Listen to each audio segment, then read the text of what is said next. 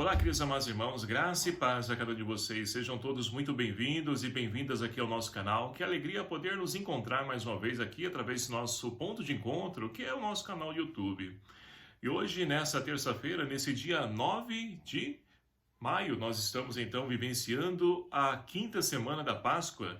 E a liturgia de hoje propõe para nossa reflexão o Evangelho de São João, capítulo 14, versículos de 27 a 31a. Que vai nos narrar o seguinte: Naquele tempo, disse Jesus a seus discípulos: Deixo-vos a minha paz vos dou, mas não a dou como o mundo. Não se perturbe nem se intimide o vosso coração. Ouviste o que eu vos disse? Vou, mas voltarei a vós. Se me amasseis, ficaríeis alegres, porque vou para o Pai, pois o Pai é maior do que eu. Disse-vos isso agora, antes que aconteça, para que quando acontecer, vós acrediteis. Já não falarei muito convosco, pois o chefe desse mundo vem. Ele não tem poder sobre mim, mas para que o mundo reconheça que eu amo o Pai, eu procedo conforme o Pai me ordenou. Palavra da salvação. Glória a vós, Senhor. Queridos irmãos e irmãs, vivenciando então esse tempo pascal, tempo de graça para nós, de vida nova, de esperança, nós então somos enriquecidos e fortalecidos pela palavra de Deus. E o evangelho de hoje, nós temos então Jesus que está no discurso de despedida, porque ele está preparando os discípulos porque vai voltar para a casa do Pai, onde vai então primeiramente passar pela sua paixão, morte e a ressurreição. E assim, para poder preparar os discípulos, Jesus, no Evangelho de hoje, transmite a paz. Mas a paz, meus queridos amados irmãos, segundo o mundo a qual nós conhecemos e estamos inseridos, a paz, ela é apenas ausência de guerra, de arma, de violência. Mas a paz a qual então o Senhor, Ele quer oferecer para cada um de nós, é maior do que tudo isso. É como então os judeus conhecem, é o Shalom, onde então todos tenham um modo de vida digna para poder viver e viver bem e ser felizes. Essa é a paz a qual então o Senhor quer oferecer para cada um de nós. Mas para colhermos essa paz, nós precisamos também nos empenhar e esforçar, porque Deus faz a parte dele, agora nós precisamos fazer a nossa parte. E o que nós temos feito para poder então construir essa paz? E a paz aqui também ela é fruto da justiça e do amor. Basta olhar à nossa volta, as nossas atitudes, nós vamos percebendo que cada vez mais o ser humano está se afastando, do amor. O amor está mais para um sentimento, onde as pessoas se entregam umas a outras como objetos, se usam, descartam. É isso que o mundo entende como amor. Mas o amor, a qual então nós ouvimos e queremos viver, é o amor ágape, aquele amor de doação, de entrega. É esse amor que Deus então nos convida para que nós possamos então levar esse amor ao mundo. E o mundo precisa conhecer esse amor, esse autêntico amor. E a justiça. O que nós entendemos por justiça? Ora, nós olhamos então juízes nos nossos dias de hoje, e é claro, não estamos aqui para condenar, julgar também ninguém, mas nós podemos perceber que há falhas no julgamento do ser humano. Por quê? O ser humano, ele não conhece, não pode ver um todo. Esse todo, somente quem vê é Deus que conhece o coração. Então a justiça do ser humano está propensa a falha, sim. Embora se empenhe, busque fazer e julgar corretamente, mas estão propensos a falhas. Por quê? Torna a repetir, não conhece num todo a situação. E assim, somente Deus conhecendo o coração, Ele é o Senhor da justiça, é a justiça real e verdadeira, é essa que não falha. E é por isso que nós então devemos buscar ser justo como o próprio Deus é justo, não julgando, decretando então ali sentença contra as pessoas, não. Todos nós recebemos de Deus a graça de poder escrever a nossa nova história, de poder então ali ter uma segunda chance de poder melhorar e acertar a nossa vida. E assim nós vamos então nos enriquecendo de tudo isso que o Senhor então vem oferecer para cada um de nós. E aí então Jesus continua a dizer, olha, Se vocês me amassem, vocês ficariam alegres, porque eu vou para o Pai, e o Pai é maior do que eu. Então é claro que isso é difícil os discípulos entender, e também nós os dias de hoje, porque como nós vamos alegar com a partida de um ente querido, de alguém que nós amamos, de alguém que nós queremos perto de nós? É difícil a gente pensar assim, né? Mas a certeza da vida em Deus nos deve confortar e consolar.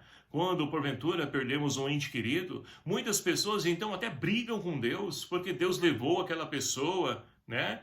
E olha que interessante, as pessoas então, quando a pessoa boa, que age corretamente, e as pessoas então querem que essa pessoa esteja e permaneça com elas. Agora, como é uma pessoa que age errado, uma pessoa que age mal, né, segundo nossa visão, essa pessoa então a gente quer que esteja longe. Por que Deus não leva logo essa pessoa? Olha só o tipo de pensamento que nós temos.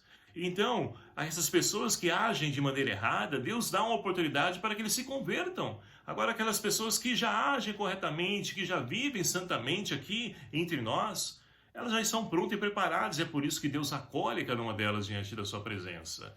E assim, meus queridos amados irmãos, nós também podemos olhar para a primeira leitura de hoje, porque a igreja, né, a igreja primitiva como nós conhecemos, olhando a história da nossa igreja, nós então vamos percebendo que a igreja está crescendo. E que bom, né? Porque Paulo com Barnabé estão passando de cidade em cidade, pregando, anunciando o evangelho. E hoje então, Paulo chegam então a Antioquia e Icônio, e ali então os judeus convenceram as multidões de poderem então apedrejar Paulo e Barnabé. E ali então eles realizam isso, apedrejam Paulo. Paulo então muito esperto, porque é o Espírito Santo agindo, né? Até mesmo momentos de dificuldade, momento de violência. Paulo então apedrejado, ele se faz como morto, e as pessoas param de apedrejar, vão embora, ele se levanta e vai embora. E logo chegando então em outra cidade, começa a evangelizar. Olha que exemplo para nós. Muitas vezes, queridos amados irmãos, nos dias de hoje, para poder ir à igreja, na missa, no momento de oração, no momento de partilha, num retiro, sempre arrumamos desculpas para poder ir. Eu estou com a gripe, eu estou com isso, aquilo, outro, eu tenho visita. Tantas desculpas. Paulo não. Paulo não põe obstáculos, empecilhos para poder então ir ao encontro de Cristo e anunciar a boa nova. E por que nós não olhamos para o exemplo dele e seguimos o exemplo de Paulo? Nós precisamos, porque é fácil depois a gente reclamar de que não muda nada, não transforma nada, que tudo continua da mesma forma. Mas por que continua assim? Porque nós não fazemos a nossa parte e queremos criticar, né, e julgar outras pessoas. Não podemos ser assim. Precisamos trilhar bons exemplos que nós temos. Então, Paulo e Barnabé, eles são exemplos e voltam então para a comunidade junto com os discípulos para poder então partilhar as alegrias do Evangelho. A alegria de poder então ali acolher novos membros para a comunidade e de também, né, sofrer por amor a Cristo. E olha só, no meio dessa primeira leitura, nós temos então Paulo e Barnabé que vão então ali selecionando, escolhendo presbíteros para a igreja. Aí pela primeira vez então surge a palavra dos presbíteros, ou os padres, como nós conhecemos nos dias de hoje. Por quê? É preciso então escolher pessoas para que possam pastorear as ovelhas do Senhor.